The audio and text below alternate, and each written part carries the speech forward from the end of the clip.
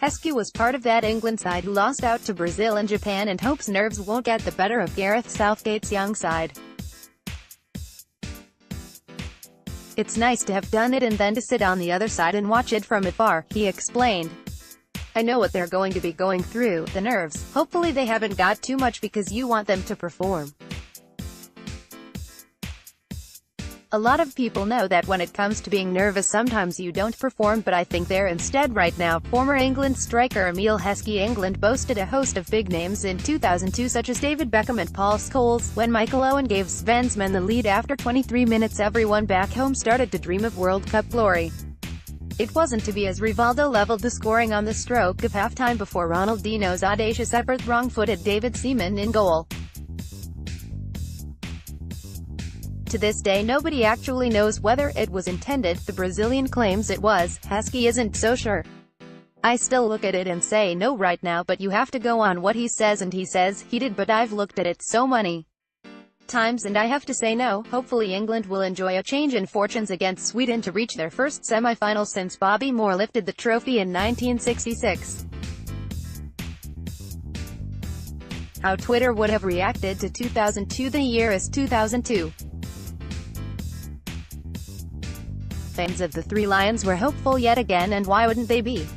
David Beckham on the right, David Seaman safe hands between the sticks, Michael Owen up front, and the kit wasn't bad either. Sven was taking his England side into the World Cup for the first time, and England were 10-1 to win it in Japan.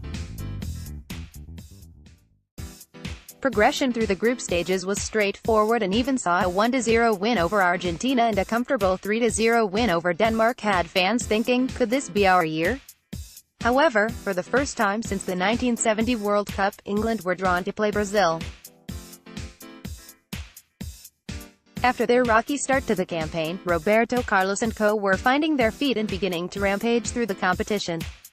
Come match day on June 21, nerves were high, but England fans were in strong voice at the Shizuoka Stadium in Japan. Now, Twitter wasn't created until 2006. Social media was still relatively new and unheard of, but what if it was around? How would reaction to the game have gone? After 23 minutes, England were leading. A defensive error cost Brazil when Michael Owen seized the ball and smashed it into the back of the net. We would expect Liverpool fans to have reacted like this. Book off work. Pricey Brazil 2014 squad numbers. However, things got tough and England were put on the ropes. Eventually, Ronaldinho played Rivaldo in to score the equalizer in stoppage time of the first half.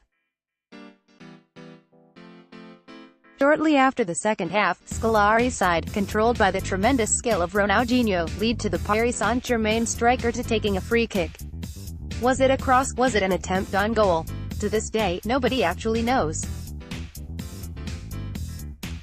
A worldie nevertheless, Ronaldinho scored to put Brazil ahead. We would have expected fans to react like this. In what was described as Ronaldinho's mad 12 minutes, the striker was sent off after seemingly clashing with Danny Mills, which was disputed to have been a dive.